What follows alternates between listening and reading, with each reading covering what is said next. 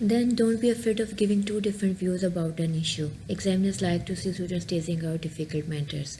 अब आपने अगर कोई पॉइंट है, कोई इशू है, तो आपने उसके डिफरेंट व्यूज़ अगर आप जो हैं उसके प्रेजेंट करते हैं तो आप वो ज़्यादा इफेक्टिव होता है, ज़्यादा इंप्रेसिव होता है। Like examiners point of view से अगर हम उसको देखते हैं तो वो अच्छा लगता है कि आप किसी भी मैटर को जो है, डिफ़िकल्ट मैटर को, जो कॉम्प्लेक्स मैटर है, आप उसको उसकी कम्प्लेक्सिटी को समझते हुए, उसकी डुअलिटी के लेवल को समझते हुए आप अपने जो है व्यू जो है वो डिफरेंट आप उसको एक्सप्लेन कर रहे हैं।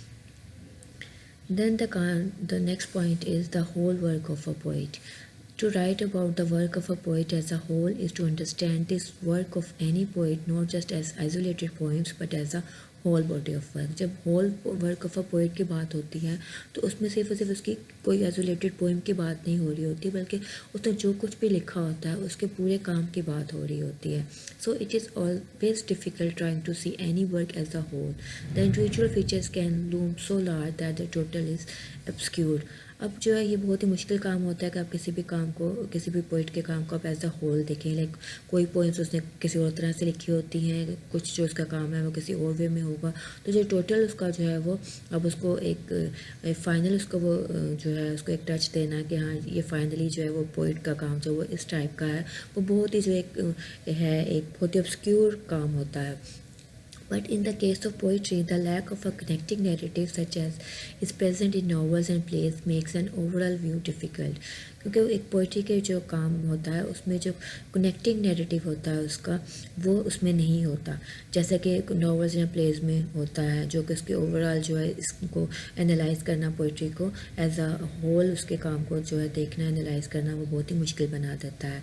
The best that can be offered by way of advice is to think about certain rather general areas and see if they help you to gain a useful overview of the poetry. अब उसका जो best idea जो है वो ये हो सकता है कि हम उसके कुछ जनरल एरियाज़ को जो है हम उसको स्पेसिफिकली हम उनको एनालाइज करें, ताकि हम उसके बारे में उसकी जो पोइट्री का जो उस पोइट के जो काम का जो ओवरव्यू है हम उसको हासिल कर सकें। So think about the kind of poem the poet rights. अब आपने सबसे पहले कि किस किस्म की जो पोएम है वो राइटर लिख रहा है। Consider not just the types like or, sonnets and so on, but the aim is the poet arguing, narrating or reflecting. अब आपने उसकी पोइम्स की टाइप्स को नहीं आपने देखना कि वो कोई ओड है या सोनेट है या क्या है वो, बल्कि आपने उसका एम देखना है कि पोइट्री में जब वो आर्ग्यू कर रहा है, उसको नरेट कर रहा है या उस पर रिफ्लेक्ट कर रहा है, तो किस टाइप की जो है उसकी पोइम्स हैं जो कि वो लिख रहा है। फर्स्ट पॉइंट आपका ये हो गया। Then secondly think about the subject matter, कि वो किस तरह का सब्जेक्ट मैटर जो है वो डिस्कशन के लिए अपनी राइट करने के लिए पोइट्री वो चूज़ कर रहा है। You might ask what the poet is interested in, whether certain situations frequently occur in the poetry and whether the range of interest is broad or narrow. अब आपने ये देखना कि कुछ जो राइटर जो भी पोइट है वो जब कोई भी पोइट्री लिख रहा है तो वो कुछ सर्टेन सिचुएशंस जो है वो उसकी पोइट्री में जो है वो वहाँ पे हो रही हैं अगर, यहाँ के वो कुछ इस तरह के जो उसकी जो रेंज ऑफ इंटरेस्ट है वो क्या ब्रॉडली पर्सपेक्टिव है उसका, यहाँ के कुछ नैरो डाउन किया हुआ है उसने, उसके उस सब्जेक्ट मैटर के ऊपर जब हम फोकस करेंगे तो भी हम इसको पोएम के जो पोइट के जो एज अ होल जो वर्क है हम उसको जो है एनालाइज कर सकते हैं। Then consider whether there is often a pattern in the poems. अब आपने ये देखने कि क्या उसकी पोइम में कोई पैटर्न्स होते हैं, और does for instance the poet have certain habits of mind that make the words move in particular directions, या उसके माइंड में कुछ ऐसी आदतें हैं जिसके अकॉर्डिंग जो है वो जब वो वर्सेस को लिख रहा होता है तो उसके अकॉर्डिंग वो पर्टिकुलर जो है वो डायरेक्शन में जाते हुए वो मूव करता है, उस तरह से वो पैटर्न को फॉलो कर रहा होता है।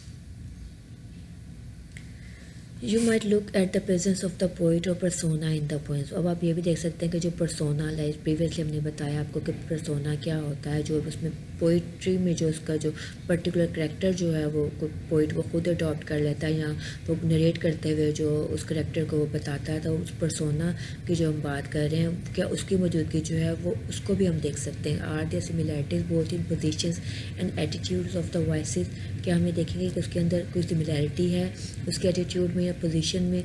वॉइसेस मतलब कि उसमें जो करैक्टर है वो, या कि जो पोइट है उसने अपने आप को वहाँ पे पोर्ट्रे किया हुआ है, यहाँ के उसने कोई करैक्टर जो उसको नरेट कर रहा है, तो उनके बीच में क्या सिमिलैरिटी है उनके बीच में। Then are there discernible patterns in the poet's choice of imagery, कुछ ऐसे पैटर्न्स हैं जो कि जैसे कि हम पहचान सके कि हाँ इस तरह की जो इमेजरी है वो पर्टिकुलर है, जैसे कि हमें पता है कि वर्ड्सवर्थ की जो इमेजरी है वो नेचर को लेकर है। तो इस तरह से कुछ उसमें कुछ ऐसे हैं पैटर्न जिसको हम फॉलो कर सकते हैं। और does the poet use particular kinds of words, क्या क्या कोई पोएट जो है वो कोई ख़ास किस्म के जो वर्ड्स हैं वो उसको यूज़ कर रहा है।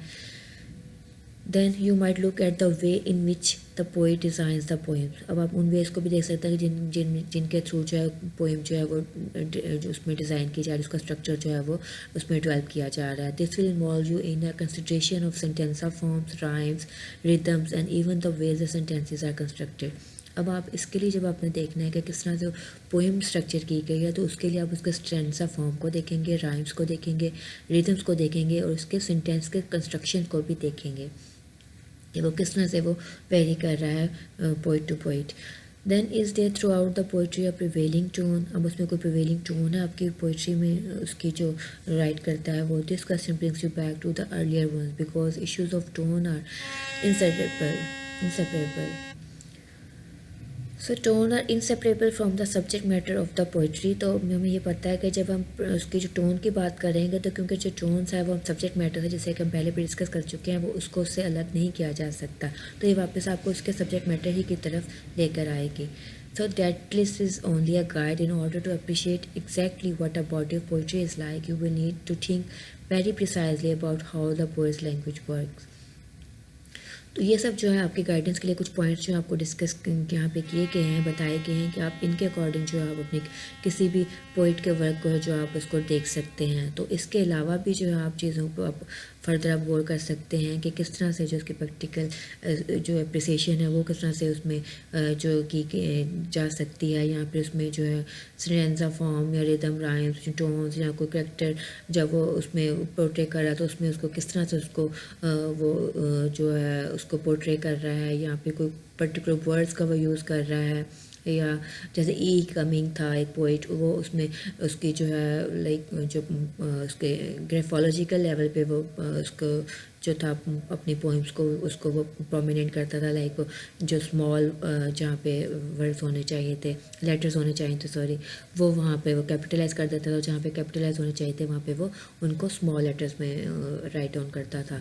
तो इस तरह की जो चीज़ें हैं, पर्टिकुलरली जो स्टाइल होता है राइटर का, वो उसको पोइट के वर्क को एज अ होल जो है वो उसको डिस्क्राइब कर रहा होता है। तो हमें उसका एज अ होल उसके पोइट के वर्क को देखने के लिए इन सब पॉइंट्स को जो है वो कंसिडर करना होता है।